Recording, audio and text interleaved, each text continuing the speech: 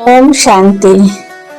आम समस्ते जानिचे आम पिला माने आम देशर आम परिवार भविष्यत धरहर सेमानकर उन्नति सेमानकर अग्रगति सेमाने सशक्त हेले देश परिवार सशक्त हब। सेथिपाई प्रजापिता ब्रह्मा कुमारी ईश्वरीय विश्वविद्यालय यूनिट 9 सेवा केन्द्र तरफ 2 दिन एक सुंदर भव्य समर कैंप आयोजन करा जाउछि।